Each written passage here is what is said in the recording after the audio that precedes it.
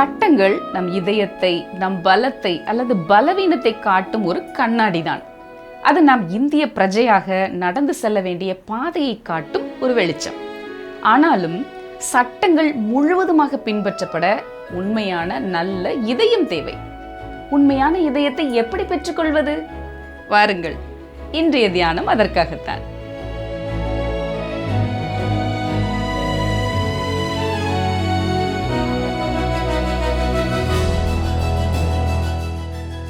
நேற்றும் இன்றும் என்றும் மாறாத ஜீவனுள்ள தேவனாகிய கர்த்தருடைய நாமத்திலே உங்களை அன்போடு வாழ்த்துகிறோம். இதற்கு முந்தைய சில நிகழ்ச்சிகளில் மலை பிரசங்கத்தை பற்றிய விளக்கங்களை நாம் ஓரளவு படித்தோம். இப்பொழுது இதை ஒரு பரந்த பார்வையிலே பார்க்க வேண்டியது அவசியம் என்று நான் நினைக்கிறேன். ஏனென்றால் நான் சொன்ன பல கருத்துக்கள் சிலருக்கு புதியதாகவும் விசித்திரமாகவும் இருந்திருக்கலாம். நம்மிலே பலர் மலை பிரசங்கம் என்பது இன்றைய காலகட்டத்திலே விசுவாசிகள் அல்லது திருச்சபை எப்படி வாழ வேண்டும் என்பதற்காக கொடுக்கப்பட்ட ஒரு சட்டத்திட்டம் என்று நினைக்கிறார்கள். இருந்தாலும் நாம் சற்று நிதானித்து கர்த்தருடைய வார்த்தையை ஒட்டுமொத்தமாக பார்த்தால் மனித குலத்தை ஆளுவதற்கும் வழிநடத்துவதற்கும் தேவன் 3 முக்கிய அமைப்புகளை கொடுத்திருப்பதை நாம் அறிந்து கொள்ளலாம். முதலாவது மோசேயின் வழிமுறை அல்லது நியாயப்பிரமாணம். உங்களுக்கு தெரிந்தபடி ஆதியாகமம் 7ஆம் அதிகாரத்தில் தேவன் நோவா மற்றும் அவரது குடும்பத்தை தவிர ஒட்டுமொத்த மனித இனத்தையும் அழிக்க வேண்டியதிருந்தது. அதற்கு காரணம் அவர்களின் வன்முறையும். ஆதியாகமம் 6:5 நாம் பார்ப்பது போல அவன் இருதயத்தின் நினைவுகளின் தோற்றமெல்லாம் நித்தமும் பொல்லாததே என்று இருந்த நிலைமைதான். மனித இனம் தேவன் விட்டு விலகி சென்றதால் அவர் அதை நியாயம் தீர்க்க வேண்டியதிருந்தது.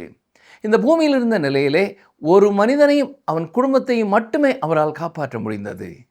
அவர்களிடத்திலிருந்து உருவான புதிய மக்கள் தொகையிலிருந்து தமக்கு சாட்சியாக விளங்கும் ஒரு இனத்திற்கு தகப்பனாக இருக்கும்படி ஒரு மனிதனை, அதாவது ஆபிரகாமை தேவன் தெரிந்தெடுத்தார்.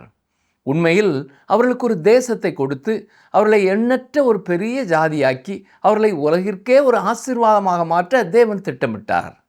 அவர்கள் மூலமாகவே தேவன் உலக மக்கள் அனைவரையும் சென்றடைய விரும்பினார். தேவன் மோசே மூலமாக அவர்களுக்கு மோசேயின் வழிமுறையை கொடுத்தார். இது ஒரு மாபெரும் பலி செலுத்தும் முறையாக இருந்தது. யாத்திராகம புத்தகத்திலே இதன் விவரங்களை நாம் படிக்கலாம். இதன் மிக முக்கியமான மைய பகுதி தகன பலிபீடம். அங்குதான் பலிகள் ஒப்பு கொடுக்கப்பட்டன. அந்த பலிபீடம் கர்த்தராகிய இயேசு கிறிஸ்துவின் சிலுவையை முன்னடையாளப்படுத்துகிறது. நன்றாக கவனியுங்கள். ஒரு பலி செலுத்தப்படாமல் தேவன் ஒருபொழுதும் பாவத்தை மன்னித்ததில்லை. ஏனென்றால் நியாயப்பிரமாணம், அதாவது சட்டம், மனிதனை ரட்சிக்கவில்லை. மாறாக அவன் ஒரு பாவி என்பதை மட்டுமே அவனுக்கு வெளிப்படுத்தியது. அது மனிதனை தண்டனைக்குள்ளாக்கும் ஒரு அமைப்பாக இருந்ததை தவிர ரட்சிப்பிற்கான அமைப்பாக இல்லை. எனவேதான் பழைய ஏற்பாடு முழுவதிலும் செலுத்தப்பட்ட தகன பலிகள் வரப்போகும் இரட்சகராகிய இயேசு கிறிஸ்துவை சுட்டி காட்டின. இயேசு கிறிஸ்து பழைய ஏற்பாட்டு தீர்க்க தரிசனங்களை நிறைவேற்றும் பொருட்டு தம்மை ஒரு ராஜாவாக வெளிப்படுத்தி கொண்டு வந்தார். ஆனால் அவருடைய சொந்த ஜனங்களோ அவரை ஏற்றுக்கொள்ளாமல் நிராகரித்து விட்டார்கள். மத்தேயு நற்செய்தி நூல் அவரை ஒரு ராஜா என்றே முன்வைக்கிறது. இயேசு ஒரு ராஜா என்ற உண்மையை அடிப்படையாக வைத்தே இந்த நற்செய்தி நூலில் உள்ள அனைத்தையும் நாம் புரிந்து கொள்ள வேண்டும். இது நம்முடைய உறுதியான நம்பிக்கை. மத்தேயு நற்செய்தியிலே நாம் குறிப்பிட்டது போல அவர் ஒரு ராஜாவாக பிறந்தார், அவர் ஒரு ராஜாவாக வாழ்ந்தார், அவர் ஒரு ராஜாவாக மரித்தார், அவர் மரித்தோரிலிருந்து ஒரு ராஜாவாக உயிர்த்தெழுந்தார். மீண்டும் இந்த பூமிக்கு ஒரு ராஜாவாகவே அவர் வரப்போகிறார். ஆண்டவர் இந்த பூமியில் இருந்த பொழுது செய்த காரியங்களில் ஒன்று மோசேயின் நியாயப்பிரமாணத்திலிருந்து மாறுபட்ட ஒரு புதிய சட்டத்தை அறிவித்ததாகும். இதுதான் மத்தேயு 5 முதல் 7 வரையிலான அதிகாரங்களிலே பதிவு செய்யப்பட்டுள்ள மலை பிரசங்கம் என்று அழைக்கப்படுகிறது. இதன் சில பகுதிகள் மற்ற நற்செய்தி நூல்களிலே காணப்பட்டாலும் மத்தேயுவில் தான் இது முழுமையாக கொடுக்கப்பட்டிருக்கிறது. நான் முன்பே குறிப்பிட்டது போல இது ஒரு சுருக்கப்பட்ட பதிப்பு தான். இதற்கு உதாரணமாக அவர் மோசேயின் 2 கட்டளைகளை எடுத்துக்கொண்டு பழைய ஏற்பாட்டிலே இருந்ததை விட மிக உயர்ந்த அளவிலான விளக்கத்தை அவற்றிற்கு கொண்டு சென்றார். உதாரணமாக, உங்கள் சகோதரன் மீது நீங்கள் கோபப்பட்டாலே நீங்கள் கொலை செய்த குற்றத்திற்கு ஆளாவீர்கள் என்று அவர் கூறினார். பழைய ஏற்பாட்டிலே இப்படி ஒரு விளக்கம் எங்குமே இல்லை. மேலும் ஒரு பெண்ணை இச்சையோடு பார்த்தாலே உங்கள் இருதயத்தில் அவளுடன் உபச்சாரம் செய்த குற்றத்திற்கு ஆளாவீர்கள் என்றும் அவர் கூறினார். அருமையானவர்களே, என்னை நம்புங்கள், இன்றைய மனித இனத்திலே பாதி பேர் இதில் சிக்கியிருக்கிறார்கள். இந்த கட்டளையை மீறாத ஆண்கள் மிக குறைவு. சிறிது காலத்திற்கு முன்பு மிக அழகாகவும் சிறந்த கிறிஸ்தவ பண்புகளுடனும் விளங்கிய ஒரு வேதாம பெண் ஆசிரியர் ஒரு பிரசங்கியாரை சந்தித்ததை பற்றி ஒரு போதகரிடத்திலே கூறினார். அவர் சொன்னது இதுதான்: அந்த மனிதர் என்னை பார்த்த பொழுதே அவர் என்ன நினைக்கிறார் என்பதை என்னால் சொல்ல முடிந்தது. அவர் தன் பார்வையாலேயே என் ஆடைகளை களைந்து என்னை வன்புணர்வு செய்ய நினைப்பது போல இருந்தது என்று கூறினாளாம். அந்த மனிதர் தன் இமைகளை கூட அசைக்கவில்லை. அந்த பெண் தன்னை நோக்கி வருவதை வேடிக்கை பார்த்து கொண்டுதான் அமர்ந்திருந்தார். ஆனால் மலைப்பிரசங்கத்தின்படி பார்த்தால் அவர் உபச்சாரம் செய்த குற்றவாளி ஆவார். மலைப்பிரசங்கம் என்பது நியாயப்பிரமாணத்தை, அதாவது சட்டத்தை அதன் உச்சக்கட்ட நிலைக்கு உயர்த்தி காட்டுகிறது. இதை வைத்துத்தான் நாம் இன்று வாழ வேண்டுமா என்று யாராவது கேட்கலாம். இல்லை, இது பூமியில் வரப்போகும் இறை ஆட்சிக்காக கொடுக்கப்பட்டது. அந்த காலத்தில் மலைப்பிரசங்கத்தின் முழுமையான பதிப்பு நமக்கு கிடைக்கலாம். எதிர்காலத்திலே கிறிஸ்து அமைக்கப் போகும் அந்த அரசாட்சியின் சட்டமாக இது இருக்கும். இதில் நமக்கு தேவையான மிகச்சிறந்த தத்துவங்கள் இருந்தாலும் நாம் தற்போது ஒரு மாறுபட்ட அமைப்பின் கீழே வைக்கப்பட்டிருக்கிறோம். நீங்களும் நானும் கிருபையின் காலம் அல்லது பரிசுத்த ஆவியானவரின் காலத்திலே இருக்கிறோம். இது தேவன் கிருபையினாலே ரட்சிக்கிற காலம். ஒரு சட்டத்தை கடைபிடிப்பதாலோ அல்லது அதை பின்பற்றுவதாலோ நாம் ரட்சிக்கப்படுவதில்லை. உண்மையை சொல்ல வேண்டும் என்றால், அருமையானவர்களே, நீங்கள் எதையாவது விசுவாசிக்கும் வரை நீங்கள் ஒரு கிறிஸ்தவர் அல்ல. அந்த விசுவாசம் என்னவென்றால், கிறிஸ்துவானவர் வேத வாக்கியங்களின்படி நமது பாவங்களுக்காக மரித்து அடக்கம் பண்ணப்பட்டு வேத வாக்கியங்களின்படி 3ஆம் நாள் உயிர் தெழுந்தார். இதைத்தான் 1 கொரிந்தியர் 15 3-4 வசனங்களிலே பார்க்கிறோம். இதுதான் நற்செய்தி. இதுவே உங்களை ரட்சிக்கிறது. நீங்கள் ரட்சிக்கப்பட்ட பிறகு நீங்கள் எப்படி வாழ வேண்டும் என்பதற்கென்று கடவுள் ஒரு வழியை வைத்திருக்கிறார். அந்த வழி மோசேயின் சட்டமோ அல்லது 10 கட்டளைகளோ அல்ல. பெரிய கிறிஸ்தவ பிரிவுகள் எதை போதிக்கின்றன என்பது எனக்கு தெரியும். ஒரு விசுவாசி எப்படி பரிசுத்தமாக கடவுளுக்காக வாழ வேண்டும் என்ற பகுதி வரும்பொழுது அங்கே 10 கட்டளைகளையே கொண்டு வந்து நிறுத்துவார்கள். ஒருவேளை நீங்கள் அந்த 10 கட்டளைகள் அனைத்தையும் மிக சரியாக கடைபிடித்தாலும் அது உங்களை ரட்சிக்காது. ஏனென்றால் கர்த்தராகிய இயேசு கிறிஸ்துவிடம் வைக்கும் விசுவாசம் மட்டுமே உங்களை ரட்சிக்கிறது. எனவே சட்டம் உங்களை ரட்சிக்க முடியாது. அதே போல இந்த சட்டம் அல்லது நியாயப்பிரமாணம் ஒரு விசுவாசியின் வாழ்க்கை முறையும் அல்ல. இது ஒரு கிறிஸ்தவ வாழ்க்கை முறை கிடையாது. உடனே யாராவது அப்படியானால் அந்த சட்டங்களை நாம் மீறலாம் என்ற அர்த்தமா என்று நீங்கள் கேட்கலாம். நிச்சயமாக அவற்றை மீறுவதற்கு உங்களுக்கு அனுமதி உண்டு என்று இதற்கு பொருள் அல்ல. அதன் அர்த்தம் என்னவென்றால் 10 கட்டளைகளை விட மிக உயர்ந்த ஒரு வாழ்க்கை முறையை நாம் பெற்றிருக்கிறோம் என்பதுதான். ஆனால் மலைப்பிரசங்கம் சட்டத்தை மிக உயர்ந்த நிலைக்கு கொண்டு செல்கிறது என்று இப்போத்தானே சொன்னீர்கள். அப்படியானால் அதுதானே நம் வாழ்க்கை முறையாக இருக்க வேண்டும் என்று நீங்கள் ஒருவேளை வாதாடலாம். இல்லை, அதுவும் இல்லை. மலைப்பிரசங்கத்தை உங்களால் கடைபிடிக்க முடியுமா என்று எப்பொழுதாவது நீங்கள் சிந்தித்து பார்த்தது உண்டா? சில அதிரடியான கருத்துக்களை கேட்க தயாராக இருக்கிறீர்களா? மற்ற எல்லாவற்றையும் விட திருச்சபைகளிலே இந்த மலைப்பிரசங்கம் தான் அதிகப்படியான மாயக்காரர்களை உருவாக்கி இருக்கிறது. ஒரு மனிதரை பற்றிய கதையை நான் உங்களுக்கு சொன்னேன். அவர் சபையிலே ஒரு உறுப்பினராகவும் பொறுப்புள்ள அதிகாரியாகவும் இருந்தார். ஆனால் ஒரு மாலுமியைப் போல மோசமான வார்த்தைகளால் சபிக்கக்கூடியவர். இருந்த போதிலும் தான் ஒரு கிறிஸ்தவர் என்றே அவர் நினைத்து கொண்டிருந்தார். நான் மலைப்பிரசங்கம் என்னும் ஒளியை திருப்பிய பொழுது அவர் செய்ததெல்லாம் அந்த போதனைகளுக்கு ஆதரவு தெரிவித்தது மட்டும்தான் என்பதை கண்டுகொண்டேன். அவர் அதை மெச்சினாரே தவிர அதை கடைபிடிக்கவில்லை. அவரால் அதன்படி வாழ முடியவில்லை. உண்மையில் யாராலும் அதன்படி வாழ முடியாது. ஏனென்றால் இருதயம் மாறாத நிலையிலே பல மனிதர்கள் தங்களை மூடிக்கொள்ள பயன்படுத்தும் ஒரு மத பூச்சி போலத்தான் இது இருக்கிறது. மனிதனின் இருதயம் மாற வேண்டும். அதுதான் மிக மிக முக்கியம். இதன் விளைவாக தாராளவாதம் என்பது அரசியலில் மட்டுமல்ல, இறையியலிலும் ஒரு முக்கிய பங்காற்றி இருக்கிறது. இவர்கள் கடவுள் எல்லாருக்கும் தந்தை, மனிதர்கள் அனைவரும் சகோதரர்கள் என்று பேசுகிறார்கள். ஆனால் ஆண்டவராய் இயேசு அன்றைய மத தலைவர்களிடத்திலே நீங்கள் உங்கள் பிதாவாகிய பிசாசினால் உண்டானவர்கள் என்று கூறி இந்த கொள்கையை மறுத்தார். நிச்சயமாக அந்த நாட்களிலேயே கடவுளை தந்தை என்று அழைக்க முடியாத சிலர் இருந்தார்கள். கடவுள் உலகத்தில் உள்ள எல்லாருக்கும் பொதுவான தந்தை என்கிற கொள்கை அன்றைக்கும் பொருந்தவில்லை, அது இன்றைக்கும் பொருந்தாது. அருமையானவர்களே, இந்த உலகத்தை மலைப்பிரசங்கத்தை கொண்டு நிர்வகிக்க முடியாது. இந்த போதனைகளை செயல்படுத்த பல அரசியல்வாதிகள் முயற்சி செய்தார்கள். சரி, இந்த போதனைகள் நல்லவை இல்லையா? நிச்சயமாக இவை நல்லவைதான். ஆனால் இங்கே ஏதோ ஒன்று தவறாக இருக்கிறது. எது தவறு? மனிதனின் இருதயம்தான் தவறாக இருக்கிறது. மனிதனே இங்கே மிகப்பெரிய பிரச்சனை. எங்கள் வானொலி நிகழ்ச்சிகளை கேட்ட காலத்திலே ஒருவர் எங்களுக்கு ஒரு கடிதம் எழுதினார். எனக்கு பிரச்சனைகள் இல்லை, ஆனால் நானே ஒரு பிரச்சனையாக இருக்கிறேன் என்று தான் அதில் குறிப்பிட்டிருந்தார். உலகத்தில் உள்ள சிக்கல் இதுதான். 10 கட்டளைகளிலே எந்த குறைவும் இல்லை. அவை கடவுளிடத்திலிருந்து வந்தவை. அவை அவருடைய விருப்பத்தையும் எண்ணத்தையும் தான் வெளிப்படுத்தின. அதே போல மலைப்பிரசங்கமும் கடவுளின் மனதையும் சித்தத்தையும் துல்லியமாக வெளிப்படுத்துகிறது. நிச்சயமாக இவை இரண்டிலும் எந்த தவறும் இல்லை. ஆனால் மனிதனின் இருதயத்தில்தான் ஏதோ ஒரு வேரூன்றிய தவறு இருக்கிறது.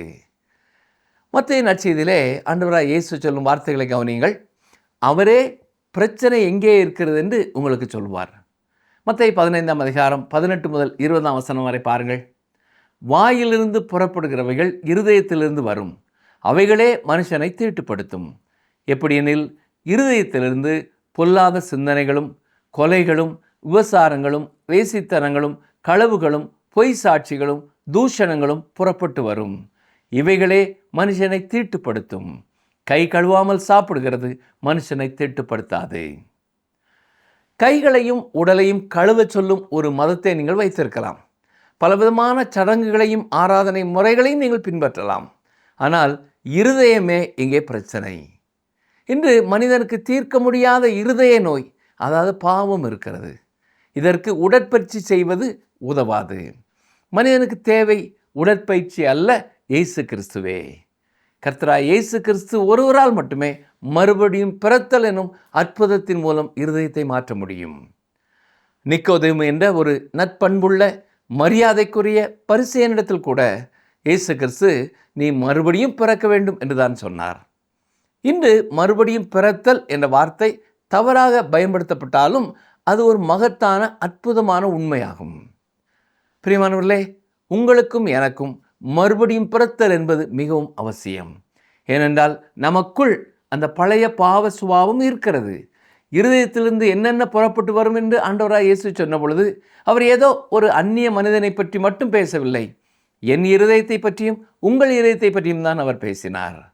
பாருங்கள், இருதயமே இங்கே எல்லா பிரச்சனைக்கும் மூல காரணமாக இருக்கிறது.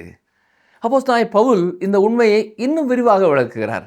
கவனியங்கள், வாசிக்கிறேன். கலாத்தியர் 5ஆம் அதிகாரம் 19 முதல் வாசிக்கிறேன். மாம்சத்தின் கிரியைகள் வெளியரங்கமாயிருக்கின்றன. அவையாவன விபச்சாரம், வேசித்தனம், அசுத்தம், காம விகாரம், விக்கிரகாராதனை, பில்லிசூனியம், பகைகள், விரோதங்கள், வைராக்கியங்கள், கோபங்கள், சண்டைகள், பிரிவினைகள், மார்க்க பேதங்கள், பொறாமைகள், கொலைகள், வெறிகள், களியாட்டுகள் முதலானவைகளே. இன்று நாம் சூழ்நிலைக்கேற்ற அறநெறி ஏற்படுத்தி கொள்ளும் ஒரு காலத்திலே வாழ்கிறோம். மிக மோசமான ஒழுக்கக்கேடுகள் நிறைந்த காலம் இது. மக்கள் யூத கிறிஸ்தவ அறநெறிகளை தூக்கி எறிந்துவிட்டு தங்கள் இஷ்டம் போல வாழ்கிறார்கள். ஒரு முறை தொலைக்காட்சியிலே ஒரு கல்லூரி பேராசிரியரின் பேட்டி இவ்விதமாய் சொல்லப்பட்டது. இன்றைய காலத்திலே எது சரி என்று அவரிடம் கேட்கப்பட்ட பொழுது அதற்கு அவர், உங்களுக்கு எது மகிழ்ச்சியை தருகிறதோ அதுவே சரி என்று பதிலளித்தாராம். அந்த வாதத்தின்படி பார்த்தால் உங்கள் பெற்றோரை கொலை செய்வது உங்களுக்கு மகிழ்ச்சியை தந்தால் அதுவும் சரி என்று ஆகிவிடும். கடவுள் பழைய பாவ சுபாவத்தை கட்டுப்படுத்துவதற்காகவே 10 கட்டளைகளை கொடுத்தார். ஆனால் அவைகளால் அந்த பழைய சுபாவத்தை கட்டுப்படுத்த முடியவில்லை. ஏனென்றால் எந்த தேசத்திற்கு கடவுள் அவற்றை கொடுத்தாரோ அந்த தேசமே அவரை விட்டு விலகி போய்விட்டது. அவர்கள் கடவுளை விட்டு வெகு தூரம் சென்று விட்டார்கள். பவுல் தனது நிருபங்களிலே மீண்டும் மீண்டும் கூறுவது போல மனிதனால் அந்த சட்டங்களின் தரத்திற்கு உயர்ந்து நிற்க முடியவில்லை. அப்படி என்றால் மனிதன் இப்பொழுது எப்படித்தான் வாழ்வது? அவன் தன் சொந்த முயற்சியினால் வாழ முடியாது. ஏனென்றால் அவனால் அதை செய்ய இயலாது. கலாத்தியர் 5ஆம் அதிகாரம் 22 முதல் 23ஆம் வசனங்களை பாருங்கள். ஆவியின் கனியோ அன்பு, சந்தோஷம், சமாதானம், நீடிய பொறுமை, தயவு, நற்குணம், விசுவாசம், சாந்தம், இச்சையடக்கம். இப்படிப்பட்டவைகளுக்கு விரோதமான பிரமாணம் ஒன்றுமில்லை. இந்த குணங்களை உருவாக்கக்கூடிய சட்டம் எதுவுமே உலகத்தில் இல்லை. பிறரை நேசிப்பது என்பது இயல்பாகவே உங்களிலோ என்னிலோ கிடையாது. இங்கே நான் உடல் ரீதியான அன்பை சொல்லவில்லை. பிறர் மீது காட்டும் உண்மையான அக்கறையையும் கடவுள் மீது காட்டும் மெய்யான அன்பையுமே குறிப்பிடுகிறேன். அத்தகைய அன்பு இயற்கையாக வருவதில்லை, இயல்பாக வருவதை செய்வது என்ற தலைப்பிலே ஒரு பிரபலமான ஆங்கில பாடல் உண்டு. மனிதன் தனக்கு இயல்பாக வருவதை செய்யும் பொழுது அவன் உருவாக்குவது இன்றைய காலத்து நாகரிகத்தை தான். இது சட்டமற்றதாகவும் வன்முறை நிறைந்ததாகவும் இருக்கிறது. நம்முடைய தேசம் பிழைத்திருக்குமா இல்லையா என்ற கேள்வி உயர்மட்டத்திலே உள்ள பல சிந்தனையாளர்களின் மனதிலே இன்று எழுந்திருக்கிறது. என்னை கேட்டுக்கொண்டிருக்கிற எனக்கு அருமையான சகோதரனை சகோதரியே, மனிதனின் பழைய சுபாவத்தின் மீதான கட்டுப்பாடு மீண்டும் நிலைநிறுத்தப்படாவிட்டால் நம்மால் பிழைத்திருக்க முடியாது. இந்த அற்புதமான கனிகளான அன்பு, தயவு, சாந்தம் போன்றவற்றை உங்களால் எப்படி உருவாக்க முடியும்? உண்மையை சொன்னால் உங்கள் சொந்த முயற்சியினாலே அவற்றை ஒருபொழுதும் உருவாக்க முடியாது. மத்தேயு 5ஆம் அதிகாரம் 5ஆம் வசனத்தில் உள்ள மலைப்பிரசங்கத்தின் அந்த பகுதிக்கு மீண்டும் செல்வோம். சாந்த குணமுள்ளவர்கள் பாக்கியவான்கள், அவர்கள் பூமியை சுதந்திரித்துக் கொள்வார்கள். இதை குறித்து கம்யூனிஸ்டுகளிடம் பேசி பாருங்கள். அவர்கள் சாந்த குணத்தை கடைபிடித்தா உலகை சுதந்திரித்துக் கொள்கிறார்கள். ஆப்கானிஸ்தான் மக்களிடத்தில் கேட்டு பாருங்கள். ரஷ்ய ஆக்கிரமிப்பாளர்கள் அங்கே சாந்த குணத்துடனா வந்தார்கள்? சாந்த குணமுள்ளவர்கள் இந்த பூமியை சுதந்திரித்துக் கொள்ளவில்லை என்பதையே வெளிப்படுத்துகிறது. சாந்த குணமுள்ளவர்கள் பூமியை சுதந்திரிப்பார்கள், ஆனால் அது இந்த பூமியிலே நடந்தேறிய மனிதர்களிடத்திலேயே மிகவும் சாந்தமுள்ளவராகிய அந்த இயேசு ராஜா மீண்டும் வரும்பொழுதுதான் நடக்கும். அவர் மிகுந்த வல்லமையோடும் மகிமையோடும் வரப்போகிறார். அவர் இந்த பூமியிலே உள்ள அநீதிகளை ஒழித்து தம்முடைய அரசாட்சியை நிலைநாட்டுவார். அவர் அதை செய்யும் பொழுது மலை பிரசங்கமே அந்த ராஜ்யத்தின் சட்டமாயிருக்கும். ஆனால் இன்று நாம் எப்படி வாழ வேண்டும்? ஆவியின் வல்லமையால் வாழ வேண்டும். அன்பு, சந்தோஷம், சமாதானம் போன்ற அற்புதமான கனிகளை நம் வாழ்க்கையிலே உருவாக்குகிறவர் பரிசுத்த ஆவியானவரே. சமாதானம் என்று எடுத்துக்கொள்ளுங்கள். உங்கள் இருதயத்திலே சமாதானம் இருக்கிறதா? உங்களுக்கு தேவனோடு சமாதானம் உண்டா? தேவ ஆவியால் மட்டுமே அதை உங்களுக்கு தர முடியும். சந்தோஷம், கர்த்தருக்குள் இருக்கும் அந்த உண்மையான மகிழ்ச்சி என்றால் என்ன என்று உங்களுக்கு தெரியுமா? சாந்த குணம். பிறகு இந்த சாந்த குணம் நீங்களும் நானும் சுயமாக சாந்தமுள்ளவர்களாக இருக்க முடியாது. நமக்கு இருப்பது பெருமையான இருதயம். எனக்கும் அப்படித்தான். யாராவது என் முதுகிலை தட்டி கொடுத்து புகழ்ந்தால் நான் அதை ரசிப்பேன். உங்களுக்கு அது பிடிக்காதுன்னு என்னிடத்தில் சொல்ல வேண்டாம், ஏனென்றால் உங்களுக்கும் அது பிடிக்கும். நாம் பெருமை உள்ளவர்கள். அது நமது பழைய பாவ சுபாவத்தின் வெளிப்பாடு. ஆனால் ஆவியின் கனியோ சாந்த குணம். என் ஊழிய காலம் முழுவதிலேயும் நான் கடவுளிடத்திலே இதையே கேட்டுக்கொண்டிருக்கிறேன். ஆண்டவரே, என்னை ஒரு சாந்த குணமுள்ள மனிதனாக மாற்றும். எனக்கு தாழ்மையை தாரும்.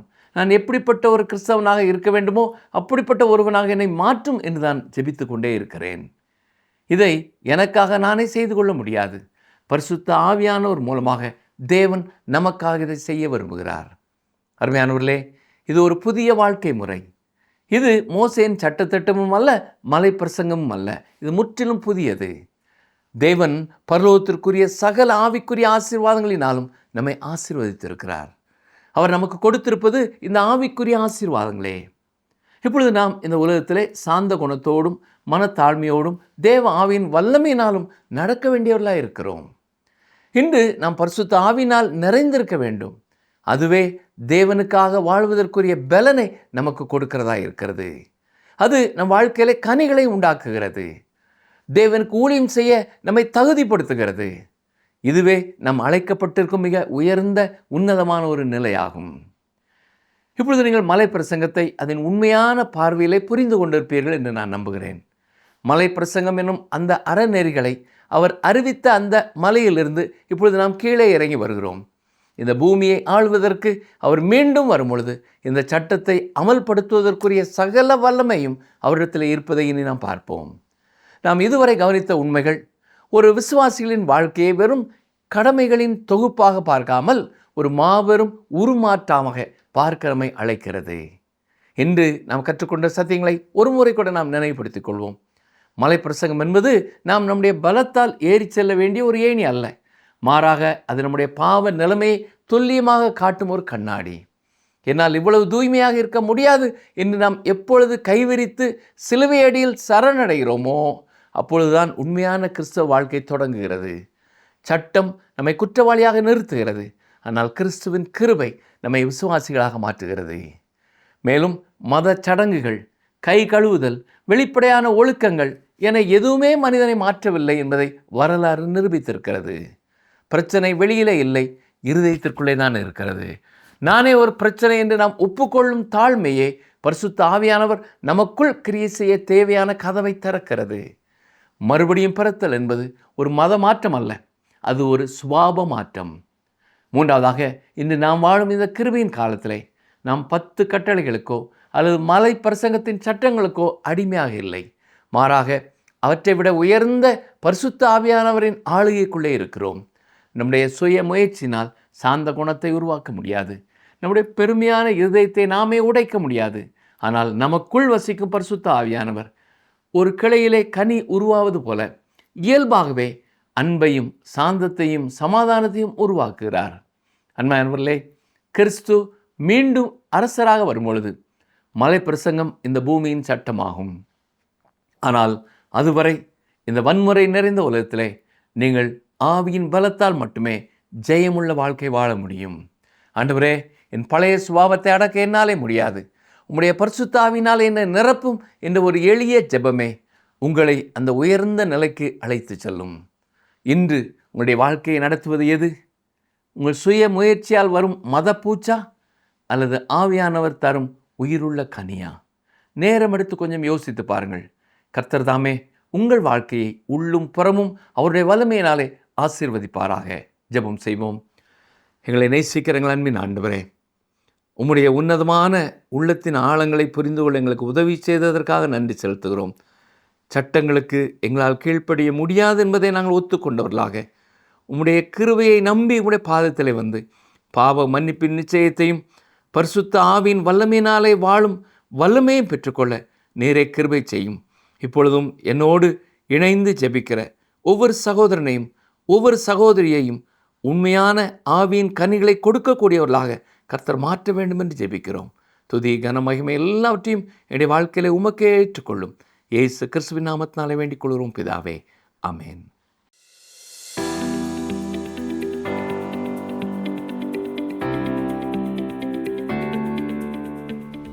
எவை வெளியரங்கமாய் இருக்கின்றன? எவை வெளியரங்கமாய் இருக்கின்றன? ஆப்ஷன் ஏ நியாய தீர்ப்பு, ஆப்ஷன் பி தேவ அன்பு, ஆப்ஷன் சி மாம்சத்தின் கிரியைகள்.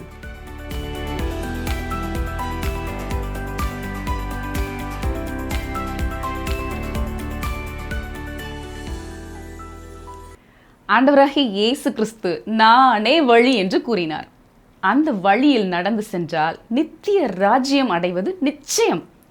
ஆனால் அந்த வழி எளிதானதா? நிச்சயமில்லை. அது இடுக்கமும் நெருக்கமுமான ஒன்று. நமது ஆவி வாஞ்சித்தாலும் பலவீனமான மாம்சம் சரியான பாதையில் நம்மை நடந்து செல்ல விடாது. அப்படியானால் அந்த பாதையில் எப்படி செல்வது? பரிசுத்த ஆவியானவரின் பலமும் வல்லமையுதான் அதற்கு தேவை. இந்த நிகழ்ச்சி உங்களுக்கு பிடிச்சிருக்கா? அப்ப இப்பவே மிஸ்டர் கால் கொடுங்க. பரிசு வெல்றது நீங்களாவும் இருக்கலாம்.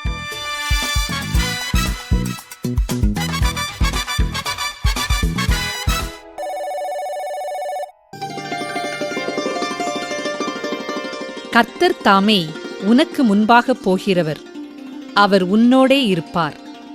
அவர் உன்னை விட்டு விலகுவதுமில்லை, உன்னை கைவிடுவதுமில்லை. நீ பயப்படவும் கலங்கவும் வேண்டாம். உபாகமம் 31:8.